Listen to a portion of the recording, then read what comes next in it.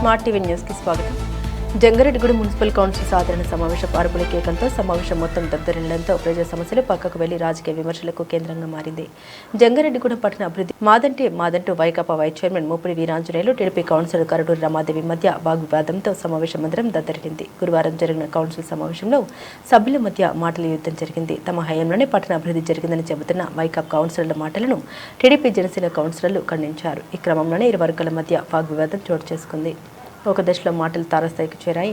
గురువారం చైర్పర్సన్ బత్తిన నాగలక్ష్మి అధ్యక్షతన సాధారణ సమావేశం నిర్వహించారు. త్వరలో మున్సిపల్ బోర్డు 5 ఏళ్లు పూర్తి చేసుకుంటున్న సందర్భంగా ముఖ్య అతిథిగా ఎమ్మెల్సీ రవీంద్రనాథ్ పాల్గొన్నారు. సమావేశంలో municipal vice chairman Mopidi Veeranjaneyulu మాట్లాడారు. తమ పాలకవర్గంలో జరిగిన అభివృద్ధిని తాను వివరించామన్నారు. తమ జేబులోని డబ్బుతో అభివృద్ధి పనులు చేయలేదని, ప్రజల డబ్బుతోనే అభివృద్ధి పనులు చేశామని వివరించారు. అనంతరం తెలుగుదేశం పార్టీ కౌన్సిలర్ కరటూరి రమాదేవి మాట్లాడారు. పట్టణాన్ని అభివృద్ధి చేయాల్సిన బాధ్యత మున్సిపల్ పాలకవర్గంపై ఉందన్నారు. ప్రస్తుత పాలకవర్గంలో తాము కూడా సభ్యులమేనని, వైకాపా కౌన్సిలర్లు మాత్రమే అభివృద్ధి చేశామని చెప్పుకోవడం సరికాదని తెలిపారు. రవీంద్రనాథ్ మాట్లాడారు. జంగారెడ్డిగూడెం పురపాలక సంఘ పాలకవర్గ సమావేశంలో తాను పాల్గొనడం సంతోషంగా ఉందన్నారు. తాను కూడా మున్సిపల్ కౌన్సిలర్ స్థాయి నుండి ఎమ్మెల్సీ స్థాయికి చేరుకున్నామని తెలిపారు. జంగారెడ్డిగూడెం మున్సిపాలిటీలో సిబ్బంది కొరత ఉందని, అలాగే పట్టణంలో ప్రధానంగా డంపింగ్ యార్డ్స్ సమస్య ఉందన్నారు. వాటిని పరిష్కరించే దిశగా పాలకవర్గం ముందుకు వెళ్లాలన్నారు. అదేవిధంగా కేంద్ర ప్రభుత్వ పథకాలు తీసుకొచ్చేందుకు కృషి చేయాలన్నారు. ఎప్పటికప్పుడు ఎంపీ ఎమ్మెల్యేలకు ఈ పథకాల గురించి వివరిస్తూ ఉండాలన్నారు. కేంద్ర పథకాలు తీసుకొచ్చేందుకు తాను కూడా పూర్తిగా సహకరిస్తామని అక్కడ 35 లక్షల రూపాయలతో డ్రైన్ ఏర్పాటు చేయడం జరిగింది సార్. అలాగే పట్టణంలో ప్రధాన రహదారులన్నీ కూడా గత ప్రభుత్వం అంటే 14 to 19 వరకు కూడా కౌన్సిలర్గా ఉన్నాను కాబట్టి లోకల్లో స్థానిక సమస్యలు నాకు బాగా తెలుసు కాబట్టి చెప్తున్నాను సార్. అప్పట్లో ప్రధాన రహదారులు ఏవి కూడా అభివృద్ధి చేయలేదు. ఎంతవరకు సందులో ఉన్న గొంతులో ఉన్న రోడ్లు వేశారు తప్ప పెద్ద రోడ్లకి ప్రిఫరెన్స్ ఇవ్వలేదు. మన గవర్నమెంట్ వైఎస్ఆర్ ప్రభుత్వంలో ఉన్నటువంటి ఈ బోర్డు ఏర్పడిన తర్వాత బొటాయిడు రోడ్డు పొట్టి శ్రీరామపురం దగ్గర నుంచి బొటాయిడు రోడ్డు 1,70,00,000 రూపాయలతో శాంక్షన్ చేసి అది రోడ్డు వేయడం జరిగింది సార్. అలాగే 25 సంవత్సరాలుగా అధ్వానంగా ఉన్నటువంటి స్కూల్ మెయిన్ బస్ స్టాండ్ పక్కనటువంటి విద్యా వికాస్ సూర్య కాలేజీ రోడ్డు కూడా 1,40,00,000 రూపాయలు అది కూడా వేయడం జరిగింది సార్. అలాగే అల్లూరు సీతారామరాజు పార్క్ కూడా వైఎస్ఆర్ కాంగ్రెస్ బోర్డులోనే ఆ రోడ్డు కూడా బీటీ రోడ్డు వేయడం జరిగింది సార్. అలాగే లేటెస్ట్ గా కూడా ఇక్కడ ఆఫీస్ దగ్గర నుంచి బైపాస్ వరకు 1,40,00,000 రూపాయలు 70 లక్షలు జనరల్ ఫండ్ సార్. 2022-23 అంటైడ్ గ్రాంట్ అప్పుడు ఉన్నటువంటి అంటైడ్ గ్రాంట్ రిలీజ్ అయింది సార్. ఈ రెండు మ్యాచింగ్ పెట్టి పట్టణ అభివృద్ధి దృష్ట్యా అది కూడా వేయడం జరిగింది సార్. ముఖ్యంగా మేము చెప్పేది ఒకటినండి, అందులో చాలా రోడ్లు టీడీపీ గవర్నమెంట్లో శంకుస్థాపన చేసిన రోడ్లేనండి. అవి వైసీపీ బోర్డు ఏర్పడ్డాక చేయడం జరిగిందండి. ఎవరు చేసినా ఇందులో డబ్బులు అనేవి కంప్లీట్ ప్రజల యొక్క పన్నుల ద్వారా వచ్చిన డబ్బులతోనే చేయడం జరిగింది. నేను ఇప్పటికీ చెప్తాను, ఎమ్మెల్యే గారు నిధులు ఇచ్చారన్నారు, 1-2 ఇచ్చారు. అవి మా బోర్డు మీటింగ్లో పెట్టి ఎక్కడ ఇవ్వలేదండి. ఎంపీ గారు కూడా అక్కడ ఆల్రెడీ వాటర్ ట్యాంక్ ఇచ్చారు, అది ఎప్పటికి కూడా కంప్లీట్ అవ్వలేదు. అంతేగాని మున్సిపల్ కార్పొరేషన్ నుంచి కూడా ఏ నిధులు మాకు రాలేదండి. నేను ప్రతి ఒక్కటి మీరు కావాలంటే రిలీజ్ చేయండి, కూర్చుని మొత్తం చర్చిద్దామండి. అంతేగాని మేము అది చేసాము ఇది చేసాము ఏ ఒక్కరున్నా చేస్తారన్న పన్ను ద్వారా డబ్బులు వచ్చినప్పుడు మీరే చేయడం ఏంటండి? మేమున్నా చేస్తాం.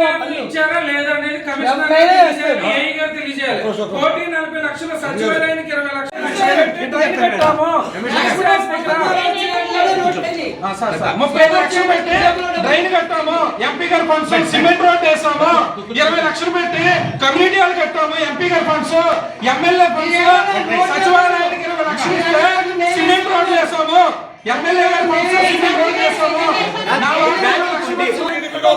ఎందుకంటే 1,40,00,000 రూపాయలు వచ్చి కాంట్రాక్ట్ వచ్చి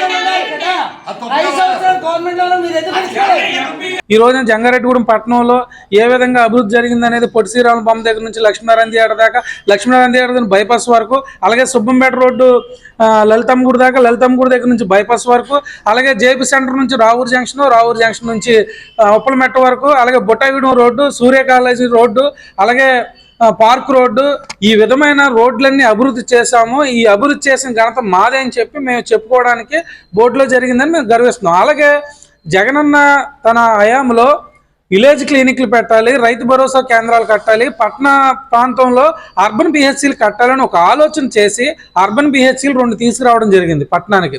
ఒకటి పేరంబేడ రోడ్లు తీసుకురావడం జరిగింది. అప్పుడు ఉన్నటువంటి ఎలీజా గారు దాన్ని ఓపెన్ చేశారు. అలాగే గవర్నమెంట్ మారే టయానికి 90% వర్కులు ఇంకో పిహెచ్సి డాంగనగర్ పిహెచ్సి అయింది.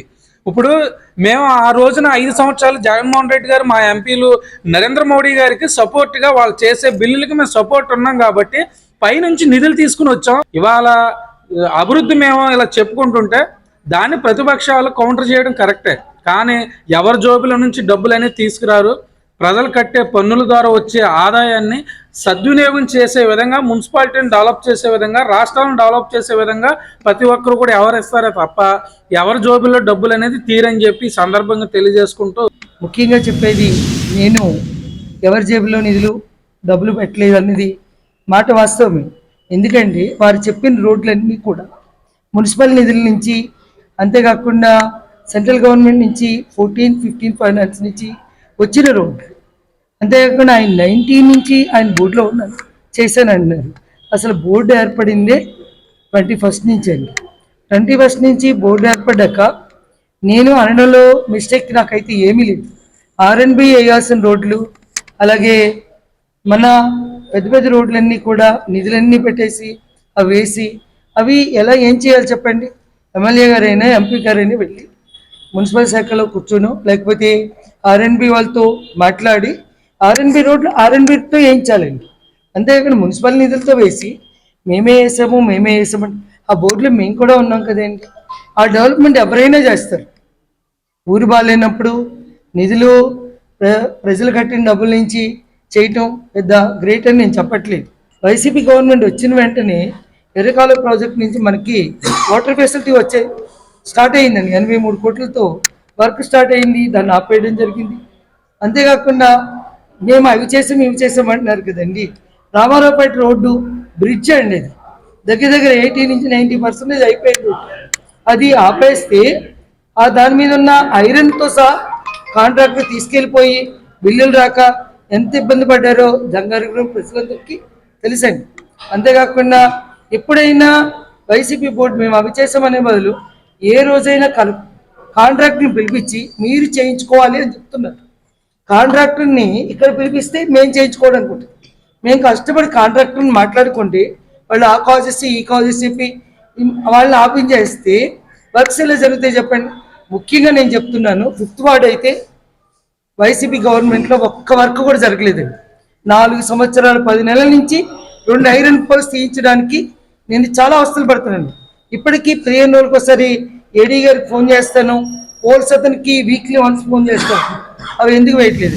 ఈరోజు జంగారెడ్డిగూడెం మున్సిపల్ సమావేశానికి ఎమ్మెల్సీగా రావడం జరిగింది. మరి నేను స్థానిక సంస్థల ఎమ్మెల్సీగా ఉన్నాను. ఇక్కడ ప్రతి మున్సిపాలిటీకి వెళ్ళి ఇక్కడ పరిస్థితులు ఏమున్నాయో తెలుసుకుని ఆ పరిస్థితుల్లో ఎక్కడ ఉండే లోటుపాట్లన్నీ చట్టసభలో అవన్నీ ప్రస్తావన తేవాలని అతని ఉద్దేశం. మరి ముఖ్యంగా ఈ మున్సిపాలిటీలో కొంచెం స్టాఫ్ ఇక్కడ ఒక షార్టేజ్ ఉంది. ఆ స్టాఫ్ షార్టేజ్ విషయం కూడా నేను ఉన్నతాధికారులతో అక్కడ మాట్లాడతాను.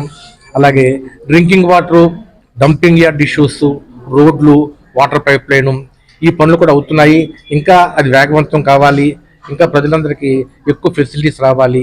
అలాగే ఎక్కడెక్కడైతే షార్టేజెస్ ఉన్నాయో ఆ షార్టేజ్ అన్ని పూర్తిగా తొలగేలాగా అధికారులతో చెప్తూ, అలాగే ముఖ్యంగా మన స్టేట్ గవర్నమెంట్లో కూడా మున్సిపల్ అక్కడ కార్పొరేషను, మన మున్సిపల్ డెవలప్మెంట్ కార్పొరేషన్ కూడా మాట్లాడి ఈ యొక్క మన మున్సిపల్ కౌన్సిల్కి ఫండ్స్ ఏ విధంగా రావాలి, అలాగే సెంట్రల్ స్కీమ్స్ ఎన్ని ఉన్నాయి, సెంట్రల్ స్కీమ్స్ ఎప్పుడైతే మనకి రావట్లేదు, సెంట్రల్ స్కీమ్స్ ఎలిజిబిలిటీ ఉన్నవన్నీ వచ్చేలాగా నేను పూర్తిగా కృషి చేస్తానని ఈ సందర్భంగా మీకు తెలియజేస్తున్నాను.